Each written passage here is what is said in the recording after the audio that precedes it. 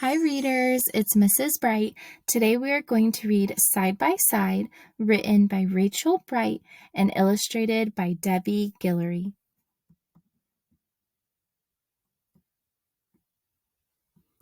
Deep in the heart of Winter Mouse Wood, down in the grass where the autumn trees stood, lived all kinds of creatures. Some big and some small, some spiky, some furry, some short and some tall. And here was a family of mouserly folk who nestled in burrow holes under an oak. And the tiniest, weeniest, youngest of those, who had sticky out ears and a whiskerly nose, was named Little Mouseling. She had a huge heart. She loved times together, not ever apart. But being so small, she was sometimes left out when her brothers and sisters went up and about. She would scurry and skip as fast as she could, but they scattered so far across Winter Mouse Wood. "Wait for me," she would sing. "Don't run, oh, don't hide. Is there anybody here who will stay by my side?" Well, in Winter Mouse Wood, you don't have to wait long for one or another to answer your song. "I'll stay by your side, be a friend when you need," came the voice of Toad Flip, who was down in the reeds. "We could bounce up and down and do backflips and jumps, then plop in the water and cool down our rumps." "How lovely," she said, since she longed to dive in. "I do like to bounce, but this mouseling can't swim." From high in the branches a voice echoed down. "Well, then I'll be your friend," bellowed Big Squirrel Brown. "We can pack up a picnic of hazelnut pie, go up side by side till we're touching the sky." "You're too kind," replied Mouseling. "We'd have such a nice time, and I do like nut pie, but I'm too scared to climb."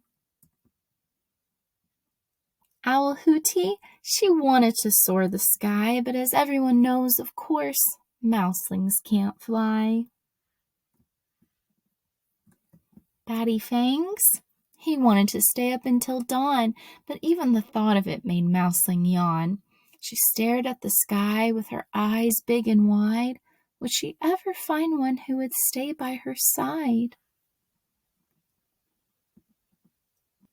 And as dark came in shadows and rain dropped in drips, this mouseling ran out of her scurries and skips. So she sat very quiet in her silvery fur. No one seemed perfectly matching for her. It seemed in this world she was out on her own. Deep in Winter Mouse Wood, she felt quite alone. But someone had heard her side-by-side song, someone who'd been around all along. He popped up his head from a very small hole, a tiny, full, weeny-miss little black vole.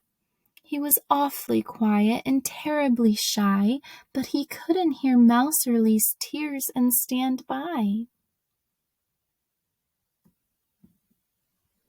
He peeped. "I'll be your friend," and he gave her a wink. "Shall we dance ourselves happy? What do you think? We could make up some songs," he said, stroking his chin. "Perhaps all of the wood will want to join in." Oh, this was her other. They'd make a great pair. If only she'd noticed he'd always been there. And now that they'd met, there was so much to do. They could do all the things you can do as a two. They could seesaw, play catch, and sit back to back. They could hide in their den and share a nice snack. They could sit and hold paws until daylight was gone. Yes, two little tails are much better than one. They were peas in a pod. They were birds of a feather. They were always best friends, whatever the weather. Two wonderful ones had found a forever, and forever is great when you spend it together. And now, side by side, they heard the same tune, so they sang to the stars and they danced to the moon. Yes, deep in the heart of Winter Mouse Wood, a friend by your side makes life twice as good. The end. Well, readers, I hope you enjoyed reading Side by Side.